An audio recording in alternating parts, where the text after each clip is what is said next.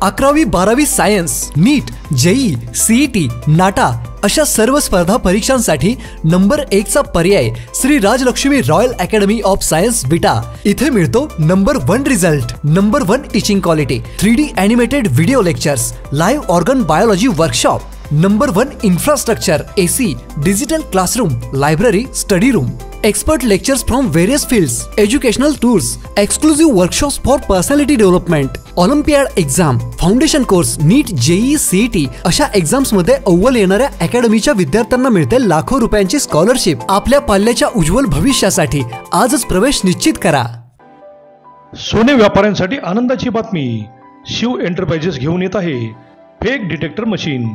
या मशीनद्वारे सोन्याच्या दागिन्यांची शुद्धता समजेल, एकदम accurate. Retail jewellery shop, bank, पतसंस्था, गोल्ड फायनान्स यांच्यासाठी अत्यंत उपयुक्त, तसेच बेस्ट ॲक्युरेसी, झिरो मेंटेनन्स, वापरण्यास एकदम सोपे आणि साईजही एकदम छोटी। या मशीनच्या वापरामुळे बाजारातील डुप्लिकेट किंवा बंधेल सोन्याच्या दागिन्यांपासून होणारी फसवणूक सहज टाळता येते। चला तर मग व्यवसाय करताना डुप्लिकेट सोन्याच्या दागिन्यांपासून होणारे नुकसान टाळण्यासाठी शिव एंटरप्राइजेसचे फेक डिटेक्टर मशीन आजच खरेदी करा। मशीन खरेदीसाठी संपर्क शिव एंटरप्राइजेस, वेद ज्वेलर्स, पोलीस स्टेशन समोर, विटा, जिल्हा सांगली। संपर्क 88 30 64 17 17। नमस्कार, प्राईम न्यूजमध्ये आपल्या सर्वांचे स्वागत। लोकसभा निवडणुका तोंडावर असताना सांगली लोकसभेसाठी रोज एक अफवा उडत असताना उद्धव ठाकरे शिवसेना गटाचे जिल्हाध्यक्ष संजय बापू विभुदे यांनी महत्त्वाचे विधान करून महाविकास आघाडी एकसंघ करण्याचा प्रयत्न केला। मान्य संजय बापू विभुदे यांनी भाजपाने देशाची प्रचंड लूट केली असून भाजपाविषयी मोठी नाराजी जनतेत आहे, पण भाजपाला हरवायचे असेल तर महाविकास आघाडीतील घटक पक्षांनी कोणताही उमेदवार ठरेल त्याचे ताकदीने काम करणे महत्त्वाचे आहे असे म्हटल्याने आणि जिल्ह्यातील महाविकास आघाडी एकसंघ राहावी यासाठी लवकरच महाविकास आघाडीच्या बैठकीचे नियोजन करणार असल्याचे त्यांनी सांगितले। त्यांच्या या पवित्र्यामुळे जिल्ह्यात महाविकास आघाडी एकत्र होऊन लवकरच उमेदवार ठरण्याचा मार्गही मोकळा झाल्याचे दिसते। पाहूयात काय म्हणालेत संजय बापू विभुदे। सध्या निवडणुकीचं वातावरण आहे। सांगली लोकसभा निवडणुकी संदर्भामध्ये अनेक संभ्रम लोकांच्या मनामध्ये आहेत। जसे लोकांच्या मनामध्ये आहेत तसे महाविकास आघाडीच्या प्रत्येक पक्षाच्या मनामध्ये आहे की नेमकी ही जागा सुटते कोणत्या पक्षाला। खरं तर पारंपरिक पद्धतीनं हा काँग्रेसचा मतदारसंघ आहे, परंतु 2014च्या लाटेमध्ये या मतदारसंघामध्ये काँग्रेसचा पराभव झाला, फार मोठ्या प्रमाणात फरकानं झाला। 2019च्या निवडणुकीमध्ये सन्माननीय विशाल पाटील यांनी स्वाभिमानीच्या चिन्हावर निवडणूक लढवली, कारण आघाडी करत असताना काही जागांची अदलाबदल करावी लागते आणि त्यामुळं ही जागा स्वाभिमानी शेतकरी संघटनेला गेल्यामुळं ते या ठिकाणी लढले। 2019च्या निवडणुकीनंतर राज्यामध्ये एक वेगळा प्रयोग झाला आणि पारंपरिक प्रतिस्पर्धी असलेले पक्ष हे एकत्र आले। ते एका विचारधारेनं एका धाग्यामध्ये बांधले गेले आणि ती विचारधारा म्हणजे किमान समान कार्यक्रम। महाविकास आघाडीचा प्रयोग झाला, राज्यामध्ये उद्धवजी ठाकरे मुख्यमंत्री झाले। 2-2.5 वर्षाच्या काळामध्ये कोरोनासारखं महाभयानक संकट आलं। त्यावेळेला उद्धवजींच्यावर सुद्धा अनेक शस्त्रक्रिया झाल्या आणि या सगळ्यामध्ये उद्धव साहेबांनी मात करत महाराष्ट्राचा मुख्यमंत्री म्हणून महाराष्ट्रातल्या जनतेच्या मनामध्ये एक स्वतःचं स्थान निर्माण केलं। ते सर्वसामान्य लोकांच्या जनतेतल्या मनातले मुख्यमंत्री तर झालेच, परंतु सगळ्या महाराष्ट्राचे ते कुटुंब प्रमुख झाले. आणि हीच गोष्ट भारतीय जनता पार्टीला खटकली की देशामध्ये एवढे मुख्यमंत्री असताना सुद्धा प्रशासनाचा शून्य अनुभव असलेला माणूस देशाच्या पहिल्या 5 मुख्यमंत्र्यांमध्ये सातत्यानं नंबर 1ला राहतो. म्हणजे भारतीय जनता पार्टीचं हे गेल्या 7-8 वर्षातलं अपयश होतं. आणि म्हणून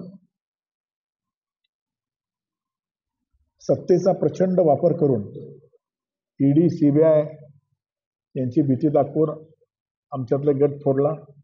कालांतरानं राष्ट्रवादी फोडली. आता काही काँग्रेसच्या नेत्यांच्या मागे हात धुवून ते लागलेले आहेत. आपण याचा सारासार जर विचार केला तर 10 वर्षातलं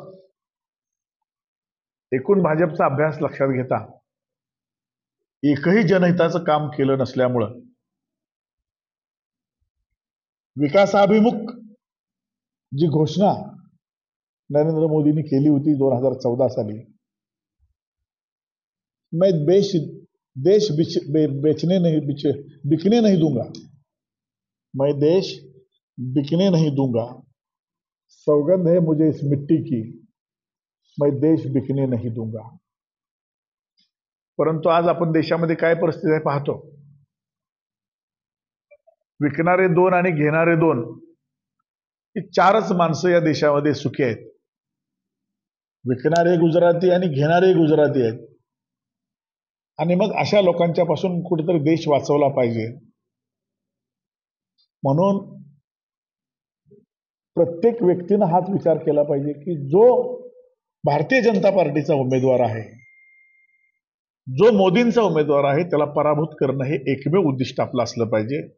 यासाठी गेल्या 5-6 दिवसामध्ये काँग्रेसच्या अनेक नेत्यांची जिल्ह्यातल्या स्टेटमेंट येत आहेत की जर हा मतदारसंघ शिवसेनेला गेला तर आम्ही असं करू, आम्ही तसं करू, आम्ही कामच करणार नाही, आम्ही 2009ची पुनरावृत्ती करू. माझं त्या सर्व महाविकास आघाडीतल्या घटक पक्षांना आव्हान आहे, मतदारसंघ अजून कुणाला सुटायचा कुणाला नाही हा खरं तर वरिष्ठांचा निर्णय आहे. परंतु आपल्या एखाद्या स्टेटमेंटमुळे आपल्या मित्रपक्षाच्या भावना तर दुखावत नाहीत ना, याचा सुद्धा विचार खरं तर आपण केला पाहिजे असं माझा त्यांना सल्ला आहे. समजा उद्या ही जागा काँग्रेसला सुटली आणि तीच भूमिका जर शिवसेनेनं घेतली की जर काँग्रेसला मतदारसंघ सुटला तर शिवसैनिक माझा काम करणार नाही, अशी जर आम्ही म्हटलं, मला वाटतं हे महाविकास आघाडीमध्ये दरार पडण्यासारखं आहे. कुणीच अशी भूमिका घेऊ नये. कार्यकर्त्यांच्या भावना तीव्र असतात. विशालदादा आमचे नेते आहेत, त्यांच्या घराण्याविषयी प्रचंड आदर आहे. परंतु कोल्हापूर सुद्धा मतदारसंघ शिवसेनेचा बालेकिल्ला असलेला मतदारसंघ आहे. ज्या भावना या ठिकाणी सांगली जिल्ह्यामध्ये काँग्रेस कार्यकर्त्यांच्या आहेत त्याच भावना कोल्हापूर जिल्ह्यामध्ये शिवसैनिकांच्या देखील आहेत. परंतु आपला शत्रू ज्या वेळेला ठरतो त्या शत्रूला पराभूत करणं भारतीय जनता पार्टी सारखा बलाढ्य शत्रू आपल्या पुढे या ठिकाणी उभा आहे, ज्यांच्याकडे प्रचंड ताकद आहे, प्रचंड पैसा आहे, सत्ता आहे, ईडी आहे, सीबीआय आहे. आज प्रत्येक सरकारी अधिकारी गुलाम म्हणून त्यांचं काम करतोय. आज मुख्यमंत्र्यांचा इस्लामपूरला कार्यक्रम आहे, परंतु कर्मचारी हे कार्यकर्ते म्हणून त्या ठिकाणी काम करत आहेत. प्रत्येक कर्मचाऱ्याला टार्गेट दिलंय, तुम्ही एवढी माणसं आणायची, तुम्ही तेवढी माणसं आणायची. याचाच अर्थ या मिंद्याने गेल्या 2 वर्षामध्ये जे काम केलंय ते लोकहिताचं नाही, या महाराष्ट्राला वरवडण्याचं काम केलंय. आणि म्हणून लोकांच्या मनामध्ये प्रचंड रोष असल्यामुळं यांच्या सभेला, शासकीय कार्यक्रमाला सुद्धा लोक येणार नाहीत. आणि म्हणून जबरदस्तीनं आमच्याकडे काही तक्रार आहेत, काही ऑडिओ क्लिप आहेत की जबरदस्तीनं तलाठी असेल, सर्कल असेल, ग्रामसेवक असेल, नगरपालिकेचे कर्मचारी असतील, सगळ्यांना त्या ठिकाणी टार्गेट दिलंय. तुमची या जायची व्यवस्था आहे, तुमची जेवायची व्यवस्था आहे, तुमची चहा पाण्याची व्यवस्था आहे. म्हणजे सगळ्या लोकांना या ठिकाणी यांनी टार्गेट दिलंय की तुम्ही एवढी लोक आणली पाहिजेत, अशी यांची अवस्था आहे. म्हणजे एकंदरीतच जनतेच्या दरबारात जायला सुद्धा यांना तोंड नाही, तरी सुद्धा खुर्च्या रिकाम्या राहतात. अशा भारतीय जनता पार्टीला आणि त्यांच्या मित्रपक्षांना जर धडा शिकवायचा असेल तर उमेदवारी काँग्रेसला मिळो, उमेदवारी राष्ट्रवादीला मिळो, उमेदवारी वंचितला मिळो, उमेदवारी शिवसेनेला मिळो, ज्या महाविकास आघाडीचा जो घटक आहे त्यातल्या कुठल्याही पक्षाला जर या ठिकाणी सांगली लोकसभेची उमेदवारी मिळाली तर आपण सर्वांनी वज्रमूठ बनून ताकदीनं काम करणं गरजेचं आहे. यासाठी येत्या 11 तारखेला दुपारी 2 वाजता महाविकास आघाडीची बैठक आयोजित करण्याची आमची चर्चा सुरू आहे. याबाबत अधिकृत घोषणा उद्या आम्ही करणार आहे. पण मी आपल्या माध्यमातून आवाहन करतो की जे जे पक्ष, जे ज्या संघटना, जे जे सामाजिक कार्यकर्ते महाविकास आघाडीशी जुळू पाहतायत, भारतीय जनता पार्टीला आपल्याला हरवल्याशिवाय या देशामध्ये लोकशाही जिवंत राहणार नाही असं ज्यांना ज्यांना वाटतंय त्या सर्वांना मी आवाहन करतो की आपण 11 तारखेच्या सांगली येथील महाविकास आघाडीच्या बैठकीला, इंडिया आघाडीच्या बैठकीला आपण ताकदीनं उपस्थित राहावं. इथून पुढच्या काळामध्ये ताकदीनं वज्रमूठ बनून आपण या धनदांडग्या भाजपला सत्तेचा आणि पैशाचा वारेमाप वापर करून समोरच्यांना चितपट करण्याचा डाव आखण्याला आखलेला आहे. आज मराठा आरक्षणाची काय परिस्थिती आपण पाहतो, ओबीसी आरक्षणाची परिस्थिती काय पाहतो. मराठ्यांच्या नेत्याला सुद्धा दाबायचं, चेपायचं, खोटे गुन्हे दाखल करायचं काम सुद्धा या ठिकाणी या राज्यातल्या सरकारनं केलंय. मराठ्यांच्या मध्ये प्रचंड असंतोष आहे.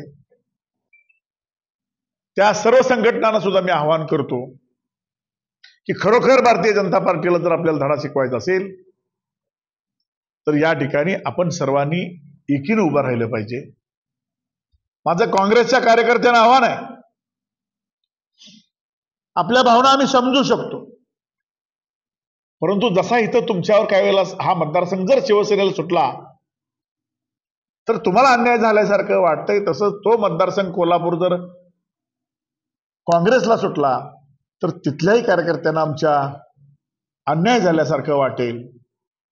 परंतु आपण ज्या वेळेला कुटुंब म्हणून एकत्रित येतो, आपण महाविकास आघाडी म्हणजे कुटुंब आहे, कुटुंब म्हणून ज्या वेळेला आपण एकत्रित येतो त्यावेळेला आपण अन्याय लहान भावावर झाला का मोठ्या भावावर झाला याच्यापेक्षा आपल्याच कुटुंबातल्या सदस्याला, आपल्याच कुटुंबातल्या व्यक्तीला उमेदवारी मिळालेली आहे असं समजून ज्या वेळेला आपण ताकदीनं एकजुटीनं काम करू त्याच वेळेला या ठिकाणी विजय निश्चित होणार आहे. आणि मला खात्री आहे ज्या पद्धतीची सांगली जिल्ह्यामध्ये 10 वर्ष निवडून दिलेल्या खासदारांच्या विषयी रोष लोकांच्या मनामध्ये आहे की एकही विकासात्मक काम, आता ते सांगतायत 2-3 हायवे आणले, हे आणले, ते आणले, रस्ते, पाणी करणं हे शासनाची जबाबदारी आहे. कारण आपण जो कर भरतो, आपण जो टॅक्स भरतो त्या टॅक्स मधनं हे करणं त्यांचं कामच आहे. याच्यामध्ये खासदारांचा कुठलाही रोल नाही. तुम्ही विकासात्मक काम काय केलं? तुम्ही मला वाटते पार्कची घोषणा केली, त्याचं काय झालं? गेल्या 10 वर्षामध्ये लोक प्रश्न विचारतायत.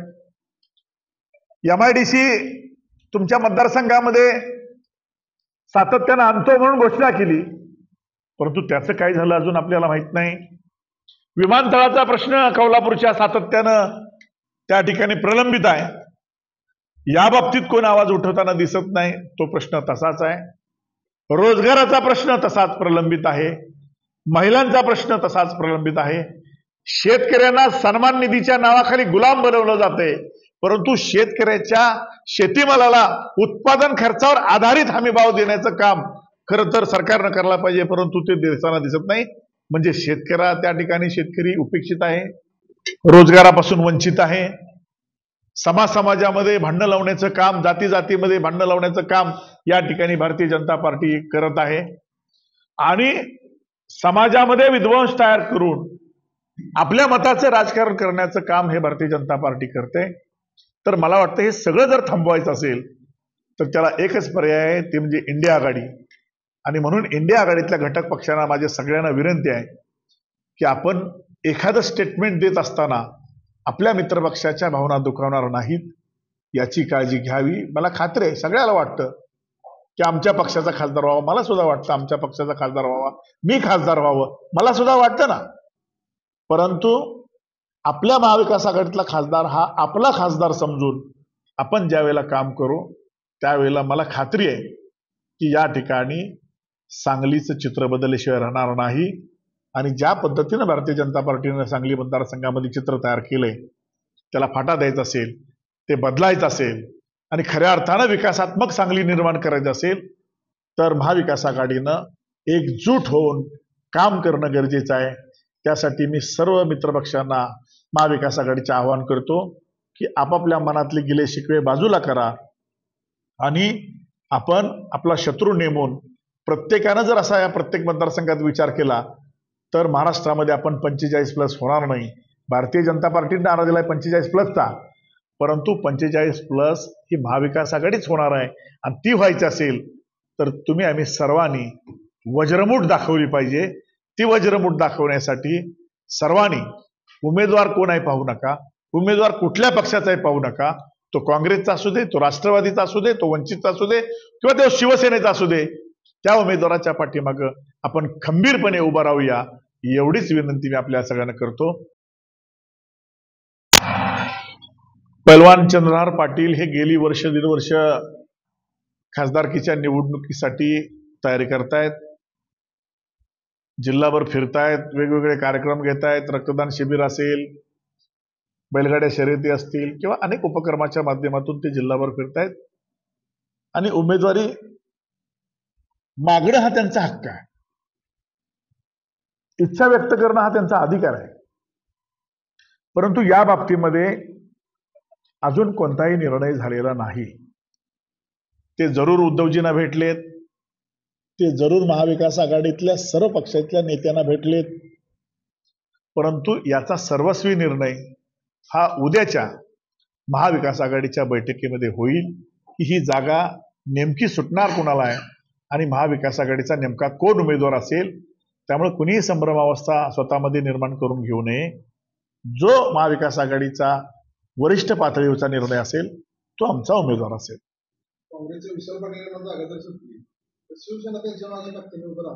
शिवसेना त्यांच्यापेक्षा एक पाऊल पुढे जाऊन काम करणार.